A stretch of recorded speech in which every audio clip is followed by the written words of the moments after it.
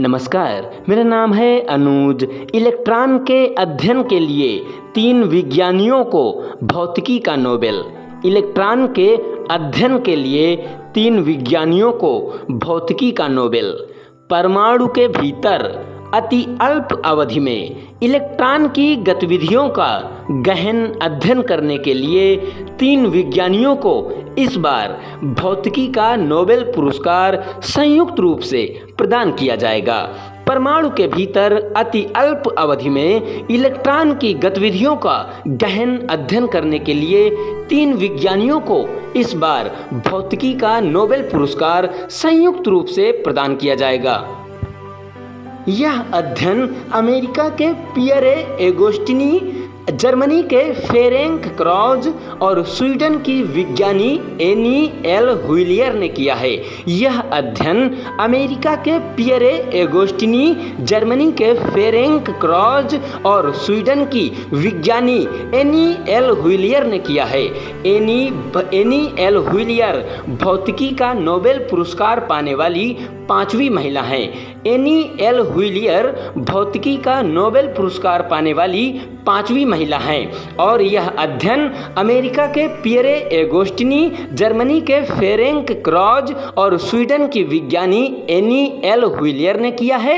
Any L हुइलियर भौतिकी का Nobel पुरस्कार पाने वाली 5वीं महिला हैं। परमाणु के भीतर अति अल्प अवधि में इलेक्ट्रॉन की गतिविधियों का गहन अध्ययन करने के लिए इन तीनों विज्ञानियों को इस बार भौतिकी का नोबेल पुरस्कार संयुक्त रूप से प्रदान किया जाएगा। यह अध्ययन अमेरिका के पियरे एगोस्टिनी, जर्मनी के फेरेंक क्रॉज और स्वीडन की विज्ञानी एनी एल हुइलियर ने किया है। एनी एल हुइलियर भौतिकी का नोबेल पुरस्कार पाने वाली एनी एल हुइलियर भौतिकी का नोबेल पुरस्कार पाने वाली 5वीं महिला हैं। यह अध्ययन इन विट्रो डायग्नोस्टिक तकनीक से बीमारियों की बेहतर पहचान करने में भी महत्वपूर्ण भूमिका निभा सकता है। यह अध्ययन इन विट्रो डायग्नोस्टिक तकनीक से बीमारियों की बेहतर पहचान करने में भी महत्वपूर्ण भूमिका निभा सकता है। इससे इलेक्ट्रॉनिक क्षेत्र में भी नई संभावनाएं बनेंगी। यह अध्ययन इन विट्रो डायग्नोस्टिक तकनीक से बीमारियों की बेहतर पहचान करने में भी महत्वपूर्ण भूमिका निभा सकता है। इससे इलेक्ट्रॉनिक क्षेत्र में भी नई संभावनाएं बनेंगी। Royal Swedish academy of sciences के महासचिव हैंस एलेग्रेन ने स्टॉकहोम में भौतिकी के नोबेल पुरस्कार की घोषणा की। Royal Swedish academy of sciences के महासचिव हैंस एलेग्रेन ने स्टॉकहोम में भौतिकी के नोबेल पुरस्कार की घोषणा की। एकेडमी के अनुसार इन विज्ञानियों के अध्ययन ने एटोसेकंड से भी कम समय में अणु और परमाणु के भीतर इलेक्ट्रॉन की गतिविधियों को समझने के लिए सशक्त आधार उपलब्ध कराया है। इन विज्ञानियों के अध्ययन ने एटोसेकंड से भी कम समय में अणु और परमाणु के भीतर इलेक्ट्रॉन की गतिविधियों को समझने के लिए सशक्त आधार उपलब्ध कराया है। एटोसेकंड समय की अति सूक्ष्म इकाई है। एटोसेकंड समय की अति सूक्ष्म इकाई है। भौतिकी में नोबेल पुरस्कार चयन समिति की सदस्य इवा ओल्सन के अनुसार भौतिकी में नोबेल पुरस्कार चयन समिति की सदस्य इवा ओल्सन के अनुसार एटोसेकंड को समझने के लिए दिल की एक धड़कन के बराबर की समयावधि को 1000 से 6 बार विभाजित करना होगा। एटोसेकंड समय की अति सूक्ष्म इकाई है और एटोसेकंड को समझने के लिए दिल की एक धड़कन के बराबर की समयावधि को, अर्थात दिल की एक धड़कन को जितना समय लगता है उसे 1000 से 6 बार विभाजित करना होगा तो 1 एटोसेकंड निकल कर आएगा। और 1 एटोसेकंड समय की अति सूक्ष्म इकाई होती है और 1 एटोसेकंड को समझने के लिए दिल की एक धड़कन के बराबर की समयावधि को 1000 से 6 बार विभाजित करना होगा। इससे स्पष्ट है कि इन तीनों विज्ञानियों ने कितनी अल्प अवधि में इलेक्ट्रॉन की गतिविधियों का अध्ययन किया है।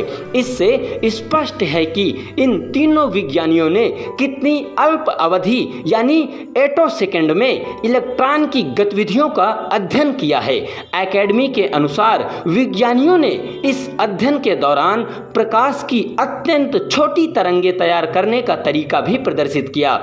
अध्ययन के दौरान प्रकाश की अत्यंत छोटी तरंगें तैयार करने का भी तरीका भी प्रदर्शित किया है, जिसका उपयोग उन तीव्र प्रक्रियाओं को मापने के लिए किया जा सकता है जिनमें इलेक्ट्रॉन चलते हैं या ऊर्जा बदलते हैं। अर्थात विज्ञानियों ने इस अध्ययन के दौरान प्रकाश की अत्यंत छोटी तरंगें तैयार करने का तरीका भी प्रदर्शित किया है, जिसका उपयोग अर्थात प्रकाश की अत्यंत छोटी तरंगों का उपयोग उन तीव्र प्रक्रियाओं को मापने के लिए किया जा सकता है जिनमें इलेक्ट्रॉन चलते हैं या ऊर्जा बदलते हैं। इवा ओल्सन ने कहा कि इस अध्ययन ने इलेक्ट्रॉन की दुनिया को बेहतर तरीके से समझने के द्वार खोल दिए हैं। इस अध्ययन ने इलेक्ट्रॉन की दुनिया को बेहतर तरीके से समझने के द्वार खोल दिए हैं। एक समय यह माना जाता था कि इलेक्ट्रॉन में हो रहे बदलाव को देख पाना संभव नहीं है। एक समय यह माना जाता था कि इलेक्ट्रॉन में हो रहे बदलाव को देख पाना संभव नहीं है। एनी एल व्हिलियर ने 1980 के आसपास आरंभ हुए शोध में गैस के परमाणुओं पर लेजर लाइट के प्रयोग से एक नए प्रभाव की खोज की और एगोस्टिनी व क्रॉज ने बताया कि कैसे इस प्रभाव का प्रयोग कर इलेक्ट्रॉन की गतिविधियों से अति सूक्ष्म प्रकाश तरंगें पैदा की जा सकती हैं, जो अब तक असंभव था। एनी एल व्हिलियर ने 1980 के आसपास आरंभ हुए इस शोध में गैस के परमाणुओं पर लेजर लाइट के प्रयोग से एक नए प्रभाव की खोज की और एगोस्टिनी व क्रॉज ने बताया कि कैसे इस प्रभाव का प्रयोग कर इलेक्ट्रॉन की गतिविधियों को अति सूक्ष्म प्रकाश तरंगें पैदा की जा सकती हैं। इस प्रभाव से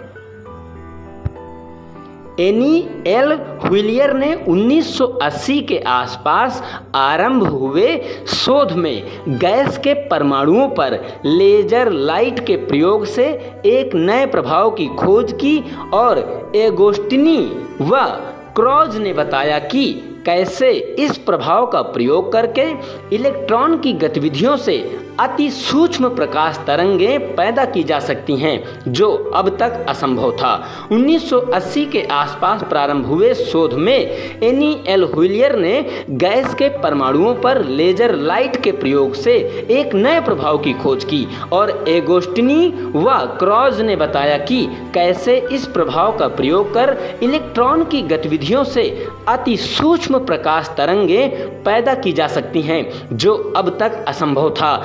एनी एल व्हिलियर ने कहा कि सभी महिलाओं को मेरा संदेश है कि यदि आपको इस प्रकार की चुनौतियों में रुचि और थोड़ा सा जुनून है तो आपको आगे बढ़ना चाहिए। वहीं क्रॉज ने कहा कि उन्हें पुरस्कार जीतने की आशा नहीं थी। नोबेल पुरस्कार के तहत 1.10 करोड़ स्वीडिश क्रोनर यानी 10 लाख अमेरिकी डॉलर की नगद राशि प्रदान की जाती है। एनी एल व्हिलियर ने कहा कि सभी महिलाओं को मेरा संदेश है कि यदि आपको इस प्रकार की चुनौतियों में रुचि और थोड़ा सा जुनून है तो आपको आगे बढ़ना चाहिए। वहीं क्रॉज ने कहा कि उन्हें पुरस्कार जीतने की आशा नहीं थी। नोबेल पुरस्कार के तहत 1.10 करोड़ स्वीडिश क्रोनर यानी 10 लाख अमेरिकी डॉलर की नगद राशि प्रदान की जाएगी। ये तीनों विज्ञानी हैं पियरे एगोस्टिनी, एनी एल व्हिलियर और फेरेंक क्रॉज। बहुत बहुत धन्यवाद।